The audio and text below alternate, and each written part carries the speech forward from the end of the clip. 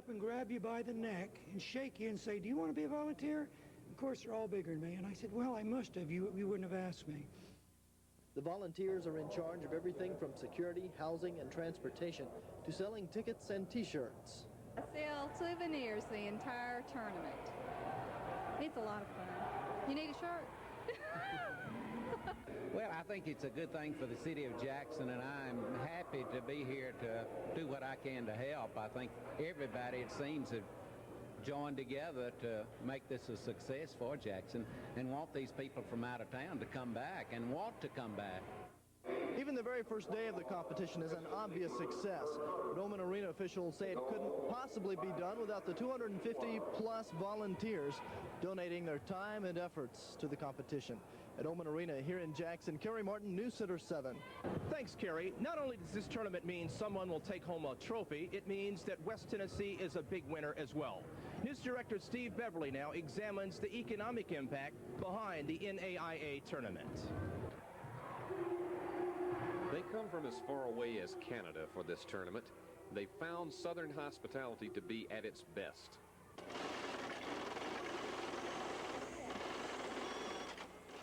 That sound is a symphony for local merchants, something they love to hear, and special events such as the NAIA make it happen often.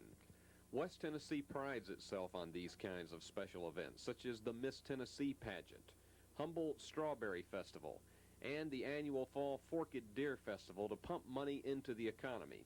It's said that a visitor's or tourist's dollar will turn over 7 times before it finally comes to rest. By the time the NAIA tournament is over, it's estimated the economic impact on Jackson will be approximately $3.5 million for the week alone. Tourism dollar is the cleanest dollar there is, and so it turns over, I think the current rate is something like 4 to 7 times in a city. So with that in mind, there is a very positive economic ripple effect in terms of lodging, food and beverage, gasoline, and all that goes with that. And already Jackson's impact is being felt by some long-distance travelers to the city for the tournament. What's been your impression so far being this far down south? Oh, I love the South. I love Tennessee, so I'm hooked on it. I like it real well. Well, we just arrived this morning. We were here last year and we enjoyed it very much. And those traveling here by bus or car will be filling up their tanks in big numbers. And even happier smiles will be on the faces of hotel and motel operators. It's going to be hard to find hotel rooms here for the next week to 10 days. Another side benefit of the work that goes into bringing special events to Jackson. There's a prestige associated with it, and there's a very positive image, and Jackson will begin to be known as a city that can indeed logistically and hospitably accommodate large crowds. And an estimated 1,000 people turned out for this morning's opener at 9 o'clock. Not bad for a morning game. Most people are having a lot of fun here at the tournament, and it's a two-way situation. It's a winner for the NAIA and a winner for all the merchants who are going to benefit from the economics of this tournament. John? Okay, we're back talking now to NAIA Tournament Director Chuck Clark. Chuck, tell us this. For people who have only been in Jackson over the past year, how did the city of Jackson arrange in getting this tournament? Well, John, as you know, 2 years ago, Mayor Farmer made an extended effort along with the Chamber of Commerce and other key citizens in Jackson, made a presentation to the NAIA in Kansas City. At that time, the NAIA was not happy with their facilities in Kansas City, and they were looking at other locations across the United States, of which Jackson was one of those cities, and we put forth a good effort, and evidently the NAIA committee liked what they saw from the Jackson administration and the citizens, and they elected to come here. Chuck, what will the NAIA do to Jackson as far as the national basis is concerned? Well, of course, the exposure is, I think that's immeasurable. Jackson is quickly becoming a sports-minded area. You know, we have a chance to get the Memphis Chicks here. We also have an opportunity to land the National Women's Hall of Fame for basketball, Women's Basketball Hall of Fame. Jackson is just attracting a lot of athletic entities now, and it's a credit to all the citizenry of Jackson and Madison County. And finally, Chuck, how many people do you expect to see here by the end of this week at one game? If I understand from the ticket committee, I think there are less than 800 tickets left for Monday night's finals, which I'm almost assured that that'll be a sellout. We think if that happens, and in all probability Monday will be too, because those same 4 teams will be playing both Monday night and then the winners will play for the championship. Due to the fact that we're going to have a nice weekend for Friday and Saturday, I anticipate that those 2 games probably will be a near sellout.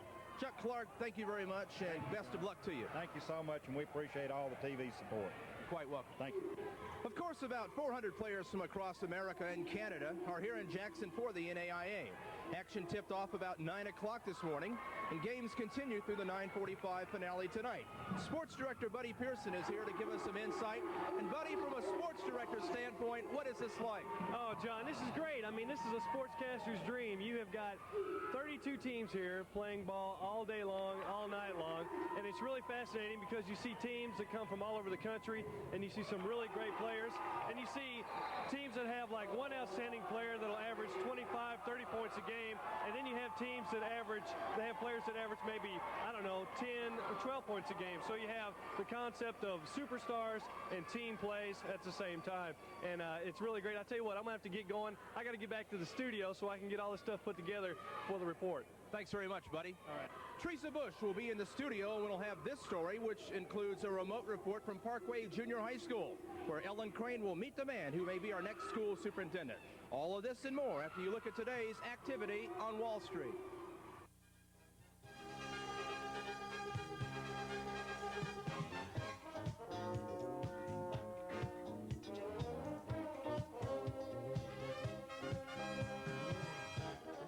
Fun day at Oman Arena? That's right, and it's going to be a fun night, too. Okay. Buddy, it has been a big day at the tournament. Let's go back now to John Schofield at Oman Arena for a wrap-up. John?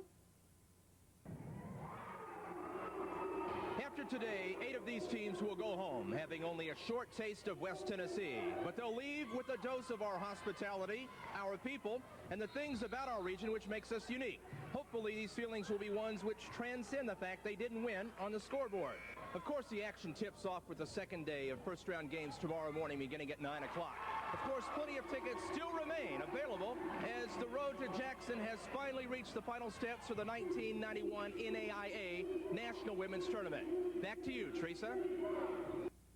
Thanks, John. The 10 o'clock report will be a little bit late as the president will be addressing the nation. And, Buddy, what can we look for at about 10:45 tonight as the way of NAIA women's basketball? Well, of course, you can expect a lot more highlights as Belmont from Nashville, Tennessee will be competing tonight for the first time. We'll have all of that and more after the presidential address. Okay, thanks so much, and thank you for watching us. John Schofield will be back at 10. From all of us here at Channel 7, we'll see you later.